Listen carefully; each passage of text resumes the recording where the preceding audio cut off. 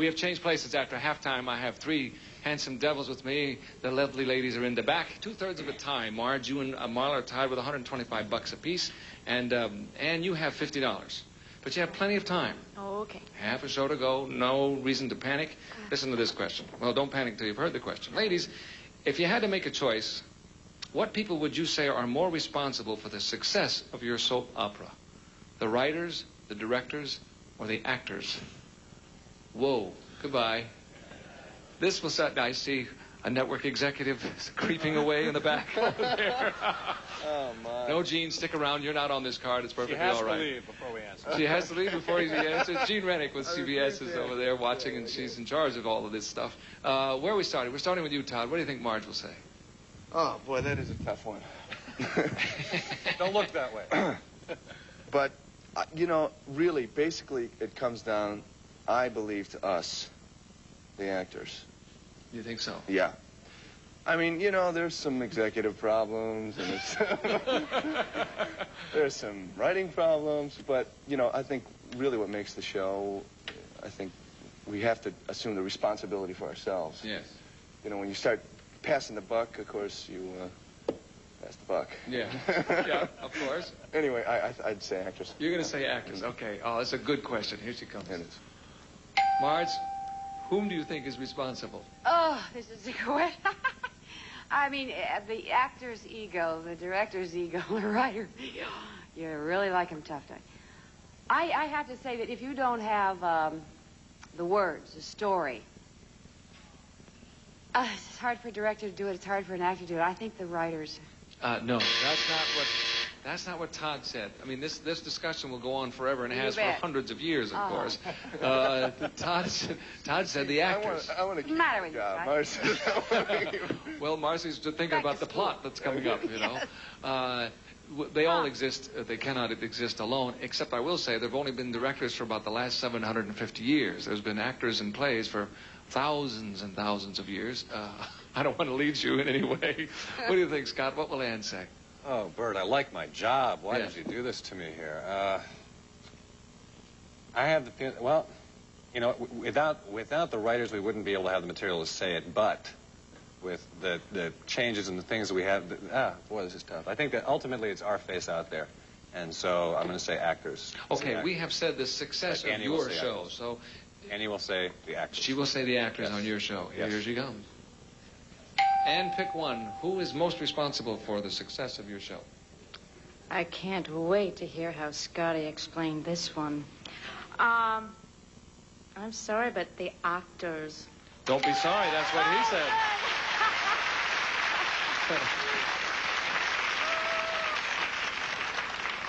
You know, I have to tell you, if you've ever sat in a meeting with writers when actors weren't around, or directors, the way they talk about his gang, it's not good. I have to tell you. Frank, what do you think? What will Marla say? Well, I really do believe it's a teamwork, that everybody is equally important.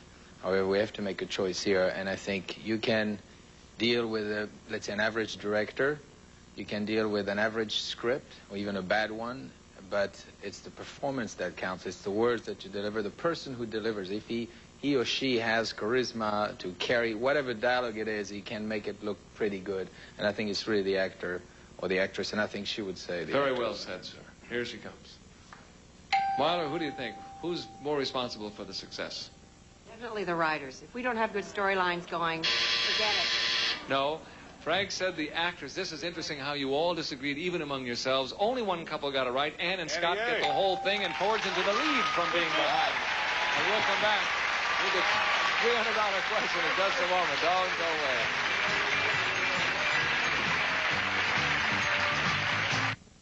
go away. Okay, here we go. This one is it. This is the $300 question. This will decide it. Now, Ann and Scott came from behind and pulled it together, went into the lead. Let me see what this one is about. Ooh. This is not bad. I'll tell you why. During the week, if you've been listening to each other, you've given some hints about this question, because I remember. Ladies, between the two of you, whose personal life made into a soap opera would get a higher rating, yours or his? Okay?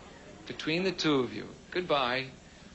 Oh, that's tricky. That's a tough one. That's awful. You know, I've said it to our audiences before. I think everybody, you and everybody out there, has a great story. And we all feel we have a great novel in us. If we could just tell all the things we've seen and done and so forth and so on.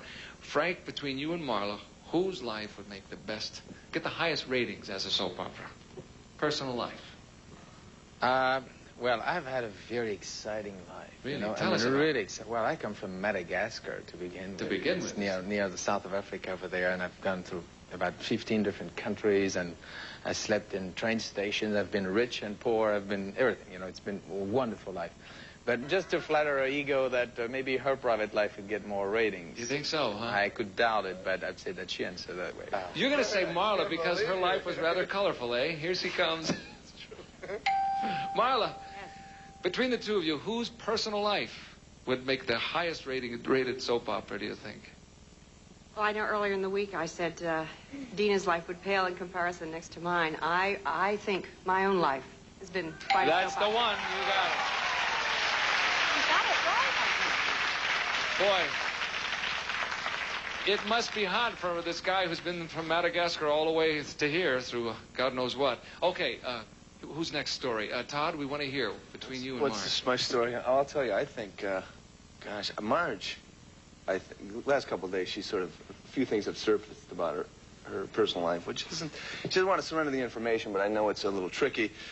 And I don't want to tell her a thing about what happens to me, so I'm going to have to go with Marge. Her life is definitely, oh yeah. Definitely Soap Marge. time, folks.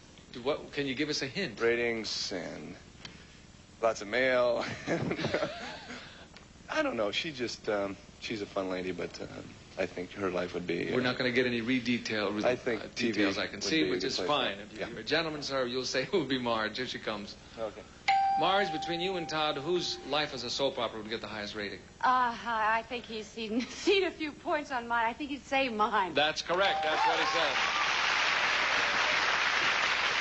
Good work, Margie. Scott, it's up to you. If you get this right, you will win the day. You will win the game. Oh, boy. You know, wow. I don't talk to Mom, you know what I mean, about what I do. So, but I do know a lot about Annie and the things that she's been through. She's been through changing religion, changing location. She's had marital experience. And just based on it, she has more experience in life than I do. I would say that she would have a better soap opera script. Her life. Okay, it'll be Anne. It'll be Annie's. Here she comes. What do you think, Anne? Oh, this is very hard because it's two individuals, not our families, and it's a higher rating. I get stuck on that. Oh, I've just been so adventurous in my life. Mine? That's right. What he said. Everybody's right. We split the 303 ways, but time is up, and the blue section wins it. We'll come back in a moment. Give the Blues their money. They haven't got the Blues. Watching Game Show Network. Next up, it's To Tell the Truth. Then it's What's My Line? And then it's the Newlywed Game. Big winners today, the blue section with Ann and Scott, $300. We had 1,000. They will divide $1,300. Thank you all for being with us this week. We appreciate it. Thank you all at home for watching us on Tattletales. I love you for it. I hope I see you again. Bye. In addition to cash awards, a member of the winning ribbon section selected at random will also receive medicated canker with soft tip applicator, helps stop mouth and canker sore pain fast, protects against further irritation inside your mouth. Tank up and Blistex used as directed. Myers natural non-alcoholic grape juice made from the vine ripened cassava grapes. Myers grape juice, whiter pink, still is sparkling. It's no surprise that Spencer's has been manufacturing quality American-made infant and children's sportswear, basics and sleepwear since 1926. Soft soap brand liquid soap, conditions and moisturizes as it gently cleans, outlasts and outdates bar soap, soft soap, soap without the soapy mess. And tonight, fall asleep fast with maximum strength Sleep-N-All capsules. You'll sleep soundly and restfully with Sleep-N-All, your first step to a good night's sleep. Use as directed.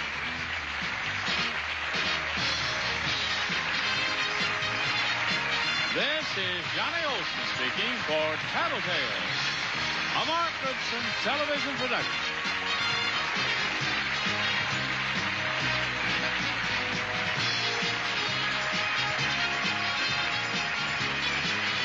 Find out what folks do to earn their bucks on What's My Line later at 2:30 Eastern. Coming up, get the facts with Gary Moore and To Tell the Truth next, only on Game Show Network.